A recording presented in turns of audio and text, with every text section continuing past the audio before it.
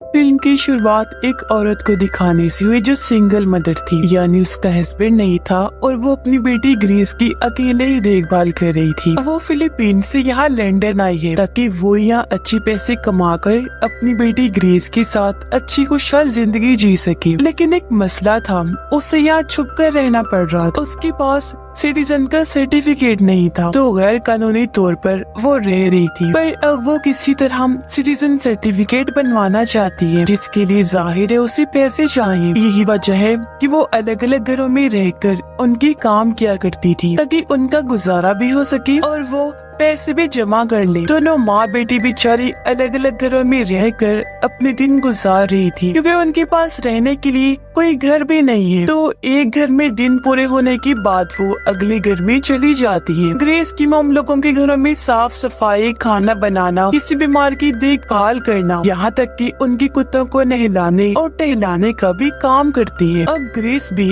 वैसे समझदार तो है, लेकिन शरारती बहुत है। जैसे एक बच्चा सुकून से नहीं बैठ सकता वैसी, इसीलिए अक्सर उसे जो उसकी मॉम कहती वो उसका उल्टा ही करती थी। ग्रेस अक्सर अपनी मॉम से पूछती है कि पापा कहाँ हैं, जिस पर हर बार उसकी मॉम झूठ बोल देती है कि वो मर चुके हैं, लेकिन हकीकत कुछ और ही होती है। अब ग्रेस और उसकी मॉम जिस घर में रह रही थी वहाँ दिन पूरे करने के बाद इन्हें अगले घर जाना था, जिसका मालिक कभी घर आता ही नहीं, इसीलिए इन्हें कहीं और जाना पड़ना था। अब ग्रेस की मॉम के पास उसके एक दोस्त की कॉल आई, जो उसे कहता है कि कल मैं मसरूफ हूँ, तो तुम मेरी जगह मेरे एक क्लाइंट के घर जा सकती हो उसे चेक करने कि उसकी तबीयत कैसी है, वो ठीक है, क्योंकि मेरे जिम्मे ये काम लगाया गया है। अब ऐसे कैसे वो अनजान घर में चली जाती, इसीलिए मना कर देती है। पर उसका दोस्त कहता है कि तुम्हें कुछ नहीं करना, बस वहाँ जाकर मेरे क्लाइंट को चेक करके आना है, जो बड़े इंसान है और अक्सर बीमार रहते हैं, जिसके लिए अब वो मान गई। इसीलिए अगले ही दिन ग्रेस की मॉम शहर से काफी दूर उस घर में आ जाती है, जहाँ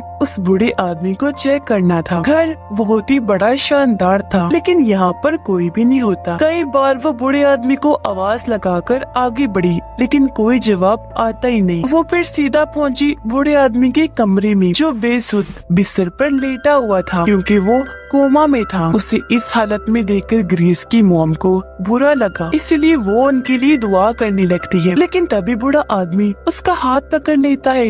वो घबरा गई, अपना हाथ छुड़वाकर किसी तरह खुद को संभालती है और अब तभी उसे किसी की आने की आहट महसूस होती है, इसलिए वो जल्दी से छुपने की कोशिश करती है, क्योंकि अगर किसी ने उसे यहाँ देख लिया और पता चल गया कि वो अपने दोस्त की जगह यहाँ पर आई है, तो वो मुसीबत में पड़ सकती थी। दूसरी मुसीबत ये भी थी कि वो गैर कानूनी रह रही थी, तो इस तरह भी मसला ज्यादा हो सकता था। वो छुपने के लिए एक कमरे में गई तो थी, लेकिन वहाँ कोई जगह नहीं मिलती और अब तभी उसके सामने बूढ़े आदमी की भतीजी आ जाती है, जिसका नाम कैथरीन होता है, जो ग्रेस की मॉम को देखकर हैरान नहीं हुई, बल्कि कहती है कि मैं जानती हूँ तुम्हें एजेंसी वालों ने भेजा होगा, क्योंकि मैंने कल ही हेल्पर के लिए उनसे कहा था कि मेरे घर भेज दीजिएगा जो मेरी मदद कर सके, और उन्होंने तुम्हें भेज दिया होगा। अब उसके पास और कोई रास्ता तो था नहीं, इसीलिए बचने के लिए कैथरीन की हाँ में हाँ मिला देती। कैथरीन ग्रेस की मॉम से उसके बारे में पूछती है,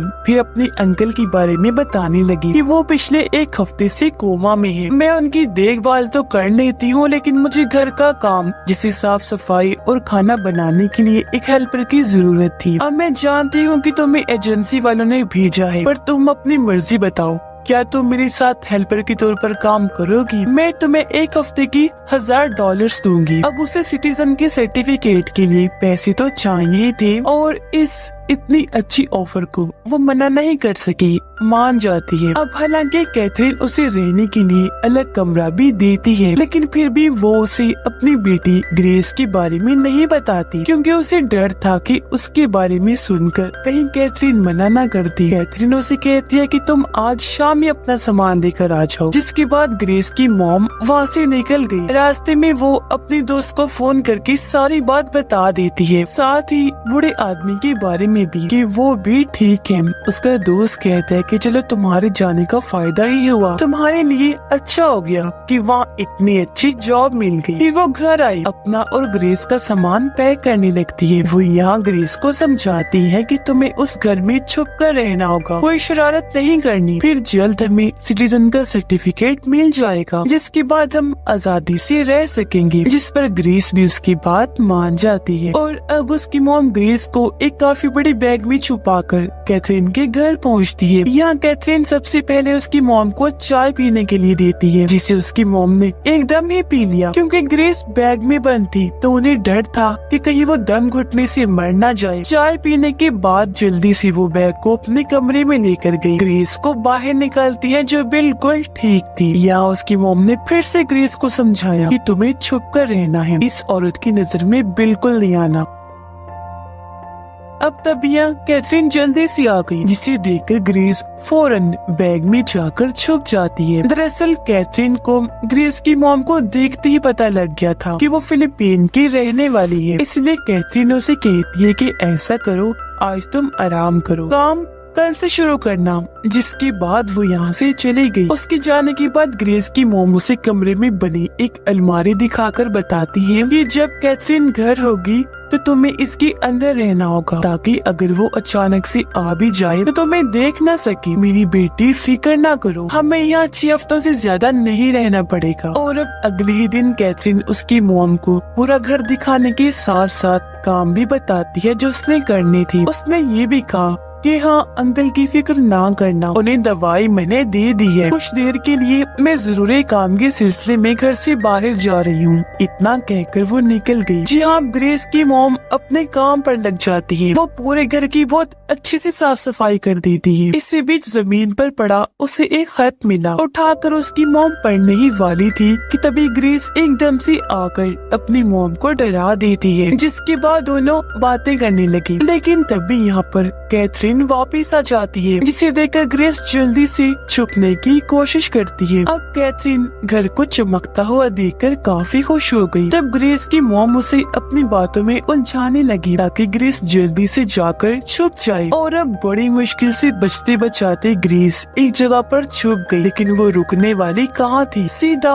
बूढ़े आदमी के कमरे में पहुँच गई। बेड पर चढ़ के आदमी के पास जाने लगी। इतनी ही देर में उसकी मॉम यहाँ आ जाती है। ग्रेस को कहने लगी कि तुम बाहर आई क्यों थी, मैंने तुम्हें अंदर रहने का कहा था ना। तभी बाहर से कैथरीन ग्रेस की मॉम को आवाज लगाती है, इसलिए वो ग्रेस को बेड के नीचे ही छुपाकर बाहर चली गई कैथरीन की बात सुनने के लिए। पर अभी भी मुसीबत टली नहीं थी, क्योंकि तभी कैथरीन अपने अंकल के कमरे में गई उन्हें दोपहर की दवाई खिलाने के लिए, जहाँ ग्रेस भी बेड के नीचे ही छुपी हुई थी। और अब एक गोली नीचे गिर गई, जिसे ग्रेस कैथरीन से पहले ही देख चुकी थी। उसने गोली उठाई तो जल्दी से ग्रेस पीछे हट गई। अब कैथरीन अंकल को दवाई खिलाकर वहाँ से चली जाती है और इस तरह एक बार फिर ग्रेस बाल बाल बच जाती है। ग्रेस अपने मॉम को बताती है कि कैथरीन तो अपने अंकल को नींद की गोलियाँ खिलाती है। इस पर उसकी मॉम ने कहा, अच्छा नींद की गोलियाँ, मगर ये बात तुम कैसे जानती हो कि वो नींद की गोलियाँ थी। ग्रेस जवाब देती है कि एक बार जब आपने मुझे विटामिन्स की गोलियाँ लाने भेजा था तो गलती से मैं नींद की गोलियां ले आई। वैसे ये गोली मैंने तब देखी जब कैथरीन अपने अंकल को खिला रही थी। उसकी मॉम कहती है, बेटा क्या पता उसकी बनावट एक जैसी हो, हर एक जैसी दिखने वाली दवाई का काम एक जैसा नहीं होता। इस बात को लेकर ग्रेस को अपनी मॉम पर गुस्सा ही आ गया कि ये मेरी बातों पर यकीन नहीं कर रही, क्योंकि उसे शक था कि कैथरीन एक बुरी औरत भी हो सकती है। अब जैसे ही रात हुई सब सो गई तो ग्रेस खाने की चीज ढूंढने के लिए पूरे घर में घूमने लगी, जहाँ अचानक ही उसके सामने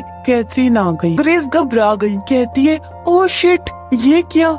कैथरीन इधर, लेकिन जब उसने गौर किया तो ग्रेस ने नोटिस कर लिया कि कैथरीन की तो आंखें बंद है, यानी वो नींद में चल रही थी। अब कैथरीन ऐसे आगे बढ़ने लगी, तब ग्रेस उसका पीछा करने लगती है। उसने देखा कि कैथरीन स्टोर रूम की तरफ जा रही है और अब जैसे वो अंदर गई, ग्रेस बाहर खड़े होकर अंदर देखने लगी कि अब कैथरीन क्या करने वाली है। कैथरीन तभी एक पर्दा हटाती है, जिसके पीछे एक बड़े से कांच के डब्बे में औरत की लाश पड़ी थी, जिसे देखकर ग्रेस काफी डर जाती है, पर वो फिर भी देखती रही और अब कैथरीन नींद में ये भी कह देती है कि मैं इस पूरे घर को जला दूंगी। अगली सुबह ग्रेस की मॉम नोटिस करती है कि आज कैथरीन का मूड ठीक नहीं है। प्रॉपर्टी के सिलसिले में एक वकील से मिलने उसे जाना पड़ेगा, जिसके लिए उसे कुछ दिन लग जाने थे। इसीलिए कैथरीन ग्रेस की मॉम को कहती है कि मैं कुछ दिनों के लिए यहाँ पर नहीं हूँ, तो पूरा घर संभालने के साथ साथ मेरी जगह तुम्हें अंकल को दवाई देनी होगी। वो यहाँ सिखाती भी है कि कैसे दवाई खिलानी है। ग्रेस की मॉम नोटिस करती है कि कैथरीन जबरदस्ती बूढ़े आदमी को दवाई लेने पर मजबूर कर रही है। उसने अजीब बात ये भी नोटिस की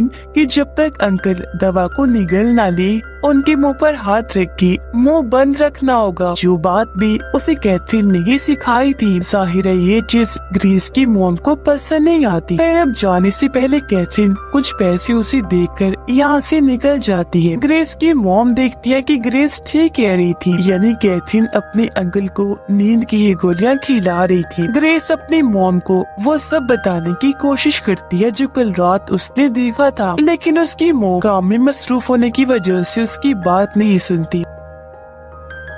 उन्हें फिर कुछ याद आ गया। वो ग्रेस को कहती है कि आराम से रहना, जो कहकर वो यहाँ से बाहर चली गई। दरअसल वो पहले एक नर्स हुआ करती थी और उसने एक केयर टेकर के तौर पर एक घर में जॉब भी की थी, यानी वो वहाँ एक मरीज की देखभाल का काम करती, जहाँ उसे कुछ दवाइयाँ और उनकी असर कि किस दवाई को लेने से क्या होता है ये पता चला था, क्योंकि वहाँ भी वो एक बूढ़े आदमी की देखभाल कर रही थी। और क्योंकि दिल की वो बहुत अच्छी है तो अपने इलाज से इस बूढ़े आदमी को भी ठीक करना चाहती। घर वापस आने के बाद वो बूढ़े आदमी के लिए दवाई बनाने लगती है। उसने बूढ़े आदमी की सारी दवाइयाँ ही बदल दी थी और अब वो ग्रेस की मॉम की देखभाल करने की वजह से बिल्कुल ठीक हो जाता है। उठते ही वो कहते हैं मेरे केयर टेकर कहाँ हो आप? उसका नाम भी लेता है, पर उसने सामने ग्रेस की मॉम को पाया जो कहती है कि वो मुझे आपकी भतीजी ने ही काम पर रखा है। बूढ़ा आदमी कहता है लेकिन मेरी तो कोई भतीजी है ही नहीं। ये सुनकर ग्रेस की मॉम को लगा कि बूढ़ा आदमी क्योंकि अभी होश में आया है इसलिए ऐसा बोल रहा होगा, और क्योंकि अभी कैथरीन घर पर नहीं थी इसलिए वो ही उसका ख्याल रखने लगती है। जहाँ बूढ़े आदमी की ग्रेस से भी अच्छी दोस्ती हो जाती है। अब एक दिन बूढ़ा आदमी ग्रेस की मॉम से उसके बारे में पूछता है, तब उसने बता दिया कि मैं फिलीपीन की रहने वाली हूँ। ये सुनकर बूढ़े आदमी को हैरत नहीं हुई, बल्कि उसने बताया कि मेरे केयर टेकर भी वहीं की रहने वाली थी, जो मुझे माँ से भी बढ़ की थी। मैं उससे बहुत प्यार किया करता था। आगे पूछने पर ग्रेस की मॉम उसे बताती है कि मैंने एक आदमी से शादी की थी जो मुझे काफी मारता था, और जब उसे पता चला कि मैं माँ बनने वाली हूँ तो उसने मेरी जान लेने की कोशिश की, पर मैं वहाँ से भाग गई। मैंने उससे रिश्ता तोड़ दिया, लेकिन आज तक मैंने ग्रेस को ये नहीं बताया कि उसकी डैड जिंदा है। मैंने तो ये कहा हुआ है कि तुम्हारे डैड मर चुके हैं। असल में उसके डैड ने फिर दूसरी शादी कर ली, जो अब आराम से अपनी जिंदगी गुजार रहा है। जो सुनकर बूढ़ा आदमी कहता है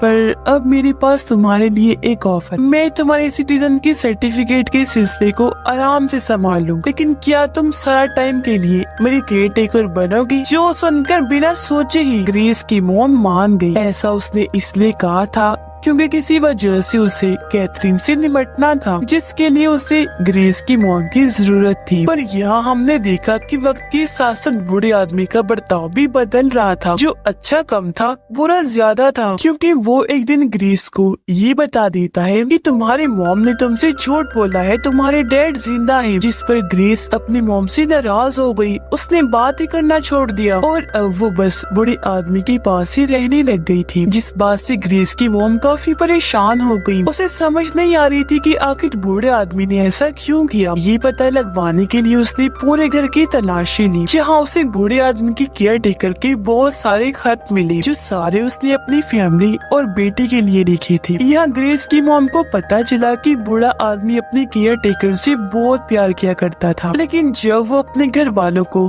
खत भेजने की कोशिश करती थी तो बूढ़े आदमी की फैमिली उसे ऐसा करने ही नहीं दिया करती थी। यही वजह है कि फिर केयर टेकर अपनी फैमिली और बेटी से दूर होती गई, जिसके बाद बूढ़े आदमी की फैमिली ने उस बेचारी को अपना गुलाम बना के रख दिया। उसे अपने सारे अच्छे बुरे काम करवाने लगे। अभी सारी बातें सुनकर ग्रेस की मॉम को केयर टेकर के लिए काफी बुरा लगता है। फिर अगले दिन कैथरीन घर वापिस आ जाती है। वो घर में हर जगह ग्रेस की मॉम को ढूंढती है, लेकिन वो उसे कहीं भी दिखाई नहीं दे रही थी। किचन में जाकर उसने देखा कि चाय पक रही है, इसलिए वो निकाल कर पीने लगती है, पर पीते ही उसने थूक दिया क्योंकि ग्रेस ने उसमें कुछ मिला दिया था। वो जब बाथरूम में गई नहाने तो ग्रेस ने शैम्पू और बॉडी लोशन में भी कुछ मिला दिया था, जिससे लगाते ही कैथरीन के जिस्म और चेहरे पर बड़े बड़े धब्बे बन जाते हैं, जिनमें कैथरीन को दर्द भी हो रही थी। पता चला कि ये सब कुछ ग्रेस ने बूढ़े आदमी के कहने पर किया था। अब जब कैथरीन नीचे आई तो वो देखती है कि ग्रेस की मॉम और बूढ़ा आदमी एक साथ है। बूढ़े आदमी को सही सलामत देखकर कैथरीन की तो जैसे होश उड़ गई,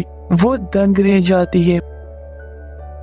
अब जब ग्रेस की मॉम यहाँ से गई तो कैथरीन और बूढ़े आदमी के बीच बातें होने लगती है। कैथरीन बूढ़े आदमी को कहती है कि अब मैं तुम्हें इस घर से धक्के मारकर बाहर निकाल दूंगी। मैंने कुछ लोगों को पैसे खिलाकर तुम्हारा सब कुछ अपने नाम पर करवा लिया है, जो पहले ही मेरा था, लेकिन तुमने बहुत चालाकी से वो पेपर्स मुझसे साइन करवाए, मेरा सब कुछ अपने नाम कर लिया। फिर मेरे डैड को भी मार दिया, जिसके बाद मॉम को इलाज के लिए पागल खाने भेज दिया, जहाँ उन्होंने अपनी जान दे दी। तुम हालांकि मेरे अंकल थी, पर मेरे साथ इतना बुरा किया तुमने। ये सुनकर बूढ़ा आदमी हंसते हुए जवाब देता है कि देखो, तुम मुझे कोमा में भेजकर नींद की दवाई खिला रही थी ताकि मैं धीरे धीरे करके मर जाऊं, पर देख आज मैं तेरे सामने हूँ, वो भी सही सलामत। और रही बात तुम्हारी जायदाद की, वो तो मेरे नाम ही है, तो भला फिर तुम मुझे कैसे धक्के मार कर निकाल सकती हो। और अब तुम्हारी बात कर लेती हूँ। देखो, क्योंकि तुम मेरी भतीजी हो तो मैं तुम्हें घर से नहीं निकालूंगा, तुम चाहो तो यहाँ रह सकती हो। जो सुनकर कैथरीन हैरान रह गई, क्योंकि वो उससे अपनी जायदाद वापस लेना चाहती थी, लेकिन अब उसके पास कोई रास्ता नहीं था, इसीलिए वो खामोश रही, कोई जवाब नहीं देती। लेकिन रात के वक्त वो ग्रेस की मॉम को कहती है कि वो बूढ़ा आदमी तुम्हें हमेशा के लिए यही अपने पास रख लेगा, तुम कभी आजाद नहीं हो पाओगी। जो कहकर कैथरीन पर्दा हटाती है और शीशे की बॉक्स में बंद उस बूढ़ी औरत की लाश को दिखाकर बताती है कि देखो, ये थी बूढ़े आदमी की केयर टेकर, जिसने जब यहाँ से भागने की कोशिश की तो उसने इसे मारकर इस बॉक्स में बंद कर दिया, और अब तुम्हारा भी यही असर होगा। और बाकी रही बात मेरी, तो मुझे उससे बदला लेना ही है, मैं उसे मार दूंगी। ये कहकर उसने ग्रेस की मॉम को पैसे दिए और कहा कि तुम अब मेरे किसी काम की नहीं रही, तुमने मेरे साथ गद्दारी की है, शायद तुम्हारे खून में ही गद्दारी है। हम चाहे तुम्हारी जितनी मर्जी मदद कर दी, लेकिन तुम हमें धोखा दोगी। ये पैसे लो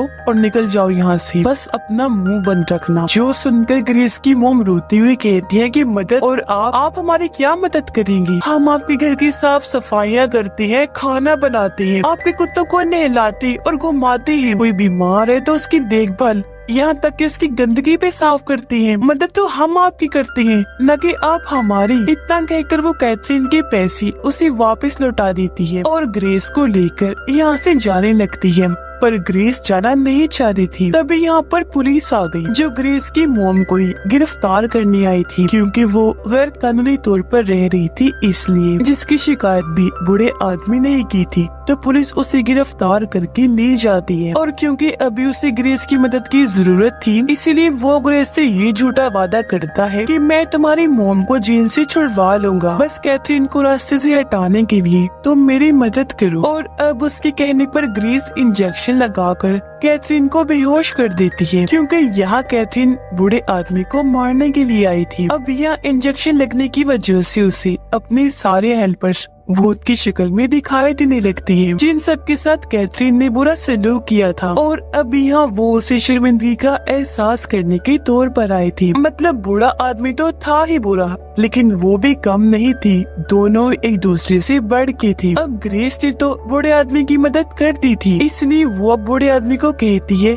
कि मेरी मॉम को भी जेल से अब आजाद करवाओ, लेकिन वो यहाँ बात को टालने लगता है। जिस बीच ग्रेस को पता चल गया कि इसने ही मेरी मॉम को गिरफ्तार करवाया है। वो बूढ़े आदमी को कोई चीज मारकर यहाँ से भाग जाती है। बूढ़े आदमी ने भी उसका पीछा किया, क्योंकि वो अब ग्रीस को खत्म करना चाहता है। वजह ये है कि उसे लोगों को गुलाम बनाकर रखना बहुत पसंद था। पर यहाँ ग्रीस भी काफी चालाकी से स्टोर रूम में आग लगाकर केयरटेकर की लाश वाला बॉक्स बूढ़े आदमी के ऊपर गिरा देती है, जो उसके पैर पर गिरा, इसलिए वो अब हिल नहीं सकता था। और अब तभी यहाँ आकर कैथरीन ग्रेस की मदद करती है, क्योंकि उसे अपनी गलती का एहसास हो गया था। पूरे घर को आग लग चुकी थी। कैथरीन ग्रेस को लेकर घर से बाहर आ गई और ये दोनों बूढ़े आदमी समेत पूरे घर को जलता हुआ देखने लगते हैं। जिसके बाद कैथरीन जेल आई ग्रेस की मोम को छुड़वाने के लिए उसके लिए एक वकील रखती है, जो उसे बेगुनाह साबित कर देता है। जिसके बाद ग्रेस की मोम को भी यहाँ के सिटीजन का सर्टिफिकेट मिल चुका था, जो पाकर वो बहुत खुश हो जाती है। तो अब उन्हें कोई डर नहीं था, वो यहाँ आजादी से रह सकती थी। अब कैथरीन ने अपनी माजी में हेल्पर्स के साथ जो बुरा सलूक किया वो इसलिए था क्योंकि वो भी बूढ़े आदमी की तरह हेल्पर्स को इंसान नहीं समझती थी। पर अब वो सुधर गई थी, उसे अपनी गलती का एहसास हो गया था। अब ग्रेस की मॉम उसे लेकर शहर घुमाने के लिए निकल गई, क्योंकि अब उसके अंदर यहाँ के सिटीजन होने का कॉन्फिडेंस आ गया था, जिसकी हमेशा उसे जरूरत थी। इसी के साथ इस फिल्म की कहानी भी यहीं पर खत्म हो जाती।